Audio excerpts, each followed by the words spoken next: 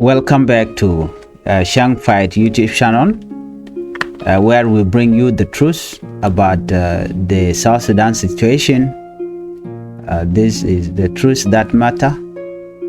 I'm here to take you through the breaking news, the tragedies, the power game, and the voice that must not be silenced. I want you to listen carefully, share this message, and stand with justice. And do not forget to subscribe to this channel, because together we are the voice for the voiceless. Let us start with the heartbreaking news: bombing of civilians in Ayut County. According to the information, last night at exactly 8 p.m., South Sudan government helicopter under the command of President Salva Kiir attacked Gok Payam. Families were preparing to sleep when the sound of gunship roared in the skies. Suddenly, a bomb dropped on innocent civilians, men, women, and children who had nothing to do with war. Just yesterday morning, the same gunship had attacked, but a report saying no casualties were recorded. People thought maybe that was the end, but no. Once again, the government has repeated the same action at night. Why?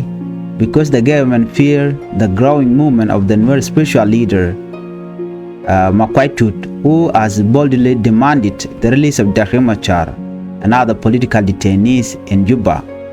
Instead of responding with dialogue and peace, Kiir answered with violence. Earlier this week, Makwaitu, the new spiritual leader, told Kiir that if he's not going to release Dr. Machar and others political prisoners in Juba, he will advance to Apanal in Malakal. And he was waiting for the response. Instead, Kiir sent a helicopter to where the new civilians reside. Well, this act show the true color of the regime. When people call for peace, the government answer with bomb. When the Nuer community say release our leader, the government choose to silence them with helicopter.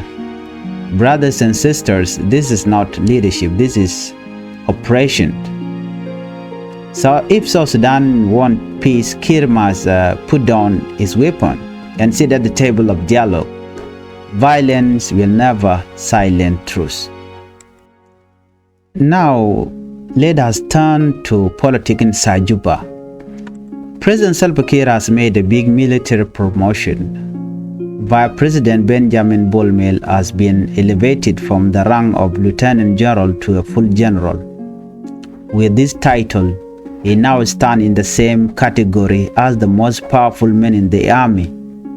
Salva Kiir himself, Kwalmanyang, Akulkor, Waniga, and Awita Court. This means Bolmel is no longer just a politician. He is now one of the top generals of the land, joining the Chief of Defense Forces, Inspector General of Police, Director General of Prison, Director of Wildlife Service, and the head of the National Security Bureau. This promotion is not just about honor. It is about consolidating power. President Salva Kiir is surrounding himself with loyal generals to protect his position. Instead of empowering the people, he empowered the gun. South Sudan does not need more generals. It needs more teachers, doctors, and peacemakers. Another development is the resignation of Colonel Robert Agui Mayom, popularly known as Robert Mike. He has left the Tiger Division, according to the information, saying he wants to pursue further studies. This comes just after recent reshuffle in the division leadership. He served as the deputy commander for operation, training, and intelligence, but now he has chosen to step away. People are wondering, is this really about studies, or is it because of political tension in the army? For me, when a strong soldier suddenly resigned, it means there is fire inside the barrack. Soldiers are tired, they see injustice and corruption, and many no longer want to be part of it. This is sad news, death of engineer Jacob Matiang. Very sad news come from Juba. An engineer from the University of Juba, Jacob Matiang, has died after being brutally beaten by SSPDF, South Sudan People Defense Force soldier in Tongping area. This happened Thursday afternoon at around 2 p.m. Witness said soldier assaulted him until his skull fractured. He was rushed to hospital, but doctor could not save him. The man bled to death. He was working at the Directorate of Engineering and Construction Management. Now the residents of Juba are crying for justice. They demand the arrest of those responsible, but as we know, many cases like this end without justice.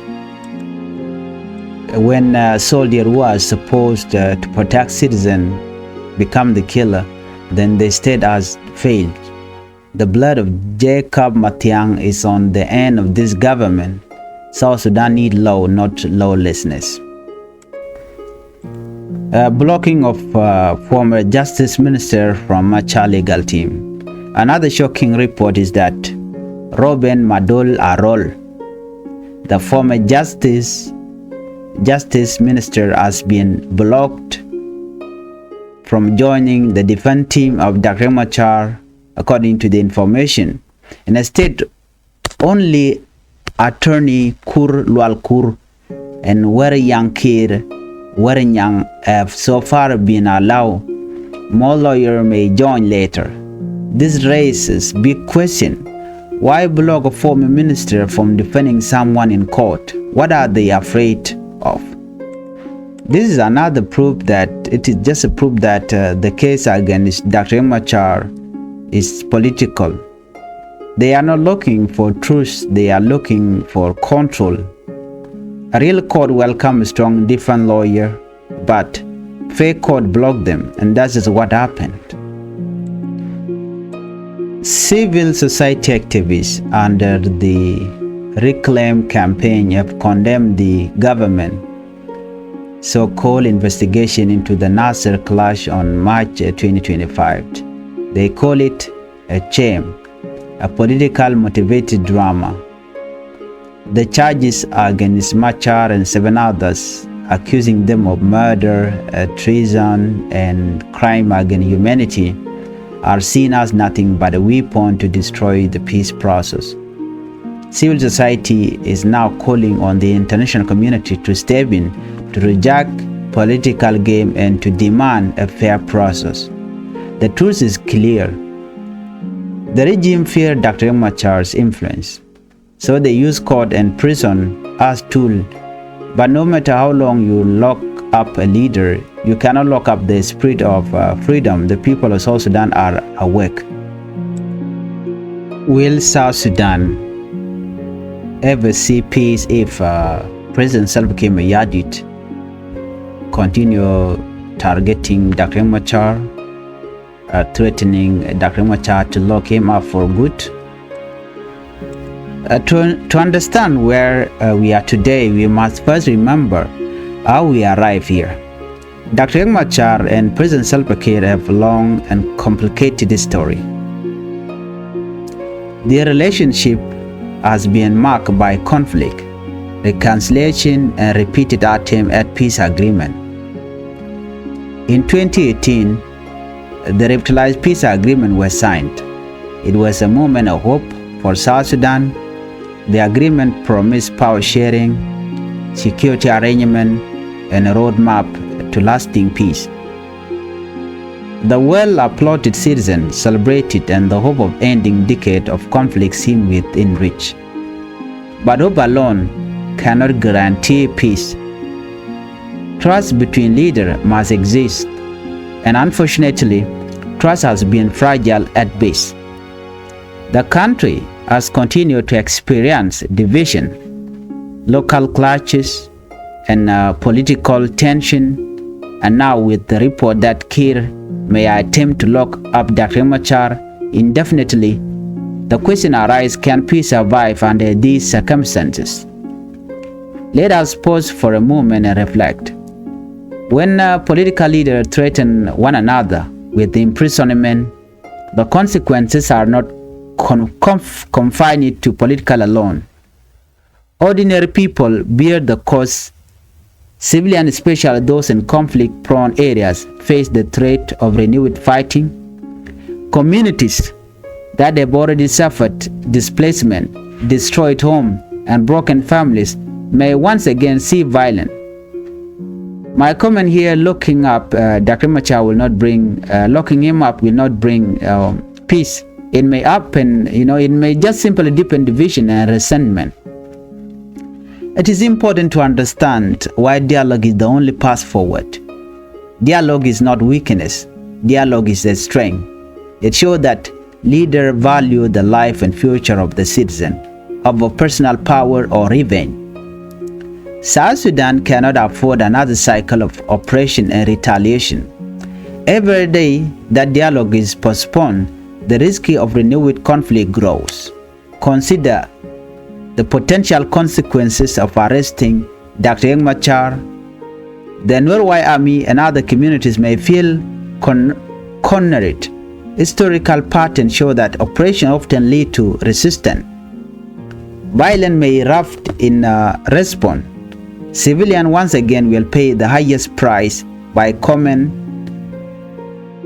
So the current situation, it will simply deepen the wound and create more division within South Sudan. Leaders must remember that their decisions directly affect the life of ordinary South Sudanese, not just political opponents. The international community is also closely watching this development. Neighboring countries and global partners have invested in South Sudan peace. If Dr. Machar is detained unjustly, foreign support could weaken, sanctions may increase, and the country image on the world stage could suffer. So let me tell you, true leadership means thinking beyond personal power, considering the country's reputation and future. Public opinion within South Sudan is clear. Citizens across Juba, Malakal, Bor, and other towns are speaking out.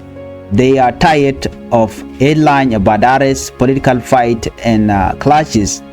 People want stability, education, healthcare, and security. The voice of the people is crucial. Leaders must listen to it. So what can be done to restore hope? First, both sides must commit to honest and transparent dialogue. Second, leaders must ensure that civilians are protected and human rights respected. Thirdly, all stakeholders, including women, youth, and community leaders, must be included in the conversation. These steps are essential if South Sudan is to move forward. Peace is not a gift. It is earned through courage, compromise, and vision. We must also recognize that peace is more urgent than punishment. Justice is important, yes, but peace must come first. Without peace, there can be no justice. Without dialogue, the cycle of violence will continue. Leaders must understand that the people of South Sudan are watching, waiting, and hoping for action that prioritize their welfare above political power. At this point, the central question remains, can peace come if Kir lock up Dr. Machar? The answer is unfortunately clearly no. Peace cannot survive under condition of fear, threat, or imprisonment of political leaders. The only way forward is through dialogue, negotiation, and mutual respect. Here is my comment on this. If we value the life of millions of South Sudanese, dialogue is not optional. It is essential and it is must. Without dialogue, division or more division will happen, where people will not trust each other, and then this will create violence and it will lead to civil war.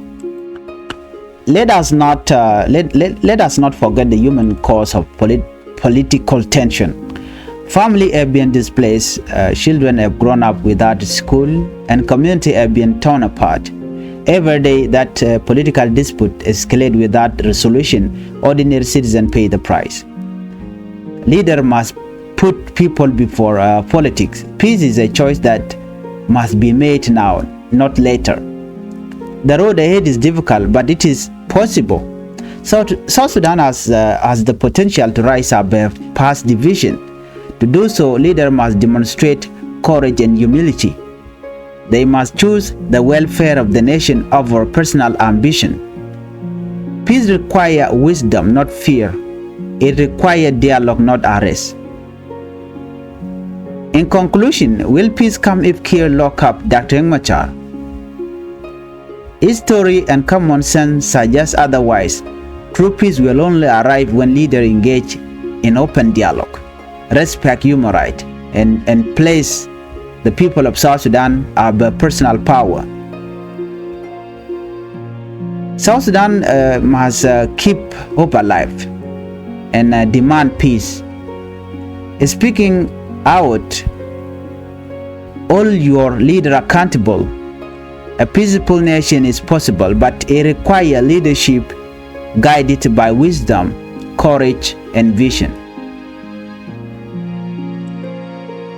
So we ask a painful question: what are the young people of South Sudan gaining from this endless conflict? When we look closely, the answer is heartbreaking, nothing but suffering. The youth of South Sudan should be the future of the nation.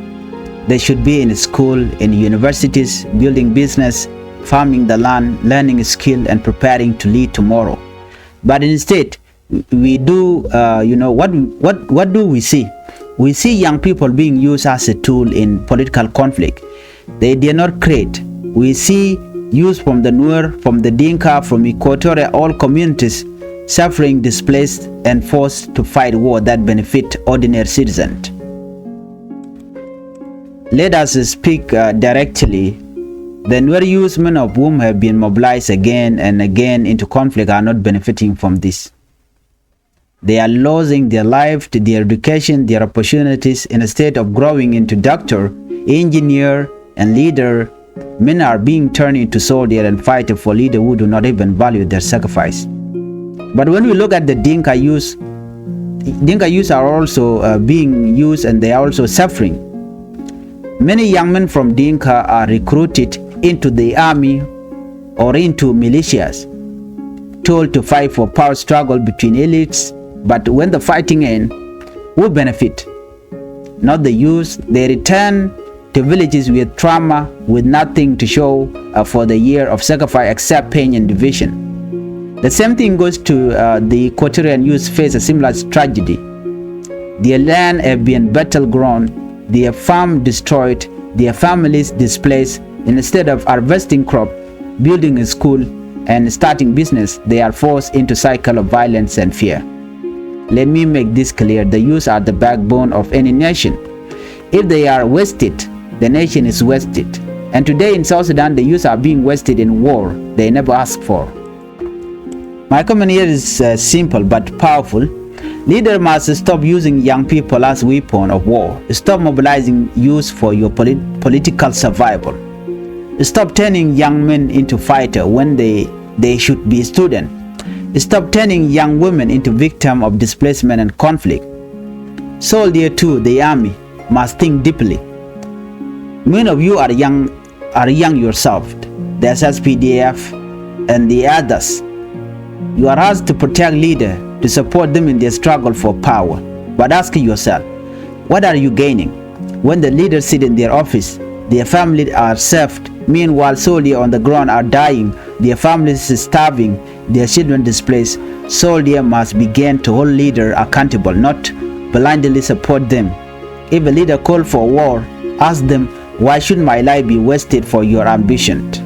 This is not just about politics, this is about a lost generation. Every year of conflict robs South Sudanese youth of opportunities. Instead of building a school, we are building trenches. Instead of giving young people jobs, we are giving them guns. Instead of giving them hope, we are giving them grief. The youth of South Sudan, Nuer, Dinka, Equatoria are united in their suffering. They may come from different communities, but they all face the same fate. When leaders put power above peace, the time has come for the youth themselves to speak with one voice. No more war, no more manipulation, and no more being used as a tool. And to the leader, remember this truth: you will not rule forever. One day you will leave power, but the youth you have misused will remain.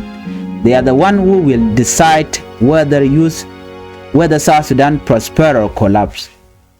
If leaders continue to waste the youth, they are destroying the very foundation of the nation's future. South Sudan cannot heal without empowering its youth. Give them school, not gun. Give them training center, not trenches. Give them books, not bomb. Let young people build this country instead of burying it in endless war. I also call on the community elders, churches, and local leaders to guide the youth. Remind them that they are brothers and sisters before they are fighters. Remind them that enemy is not their neighbor. It is poverty, ignorance, and corruption. Let us also be clear: young soldiers have the right to question their leader. They should not blindly accept orders that destroy their own communities. If the leader truly cares, let him send his own children to the front line. But what do we see? Leaders keep their families safe abroad, while they use the children of the poor to fight their war. This must stop. What are the young people gaining from this conflict? Nothing, absolutely nothing. They are losing time, losing life, and losing their future.